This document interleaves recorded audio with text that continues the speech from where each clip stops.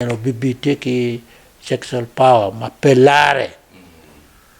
Akelle en gin mana Akelle duju mira de weng kele no kapargadang mina chini kapargadang mina chini dok bongo dokter mo leng o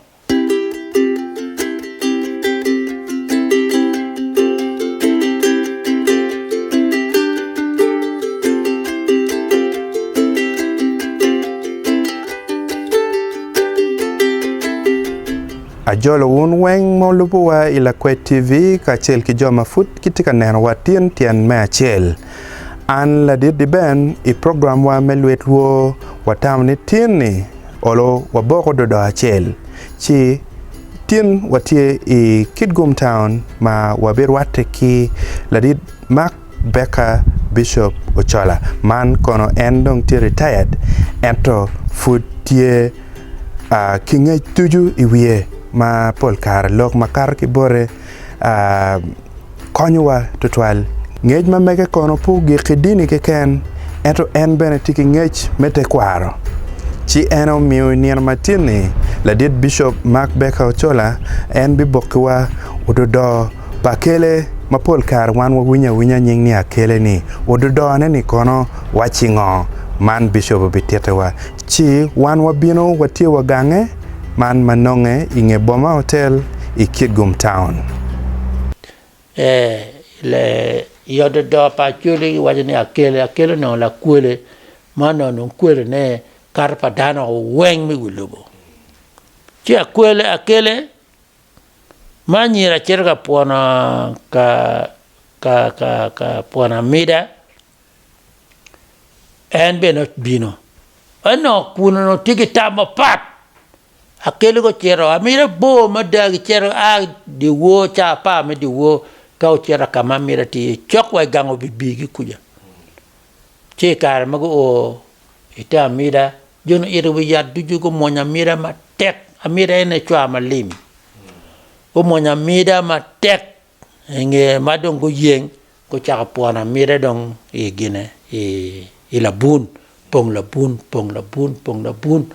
kadong waya dong lo dong pen o chir dong gang ko lo dong pen ko cha wot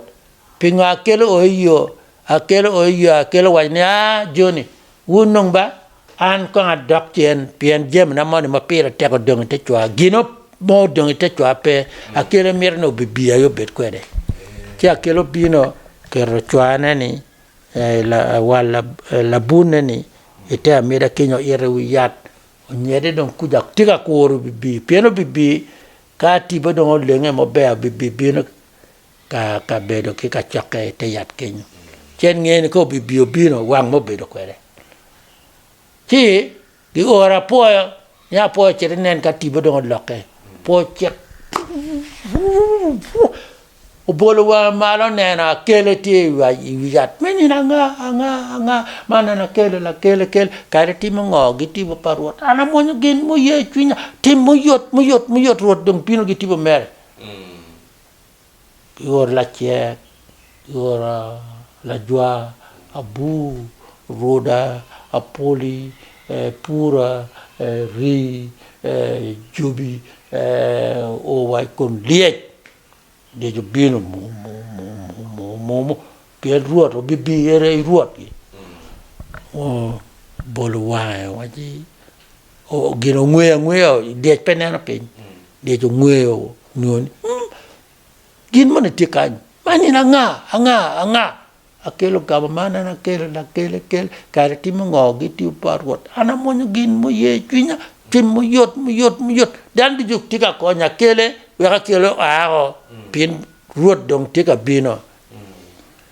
Akelle tono mere to mot pin twinye mirne ti ni bibi wang mo bedo kwere che le dog waya ti bidong ti mo be che bibi dong ko chokagi dan wengi jubi gi ri gi ngagi dan wen bino tek ko bibi bino bolo wa mala nena Akelle waje lo pe Akelle lo pe po luong gi nye lo pe che wa ni kombe ga choke dong pot pe bibi chaka mere rapping Akelle te yat kenyo bene rapping Akelle the whole afternoon wanaga nen o bibi teki sexual power ma pelare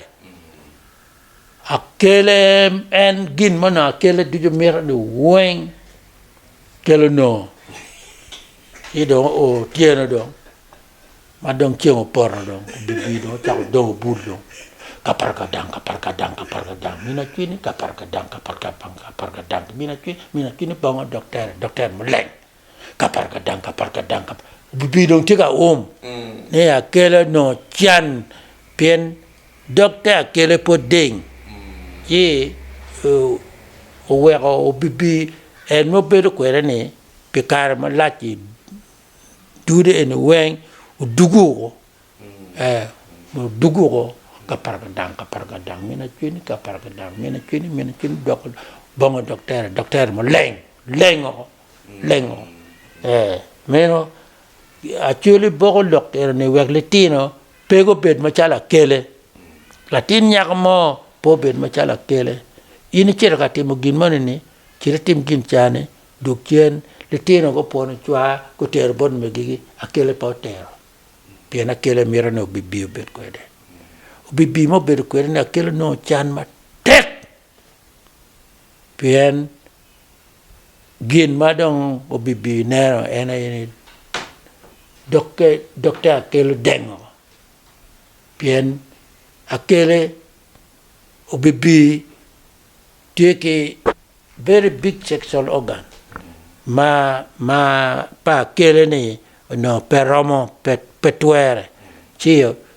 donc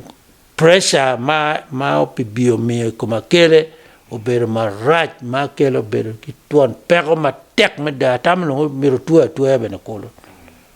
chigi bogo de do erni weg letino peko bed ma chalo Akelle magi mirne o bibi ya yo bet kwengi oh bete twal man fony ki kome ma bishop fony wa kere en ki Ododo Achelle berong wadolo kere te fony wa menira matini kun ana beru welo I gang paladit mak beka bishop Ochola ma en bedo uywe o ki teach ento ngeche futio kolo man berong nyur kamaleng ni wan lutino luo umiru wakeru wunu chunywa kangete kwaro man ni chake waki Ododo piano Ododo oberu no gien Achelle ma ludiru ma yang chon ki chon tiu kere me funyo lutino ma megi chidong wan ni kono kade nen pa wakeru chunywa ilok me Ododo wabi boko ngo man la peny ma peper tek ni umir in ka in nina matini ineno funye en I dok kere wi an la dir di ben a meti a duak poch botu won weng ka chel mu winyu fony ni chaki o kerewa ya giki wi pu will subscribing channel mamegwa kuno wi ben pu will karoto partner channels mamegwa chalo Pride Africa TV ka ki Tarpaluo TV ana poiwu menenwa ni chaki o kerewa ya giki Tuba, Jujak Kamalo, Umed Borugum.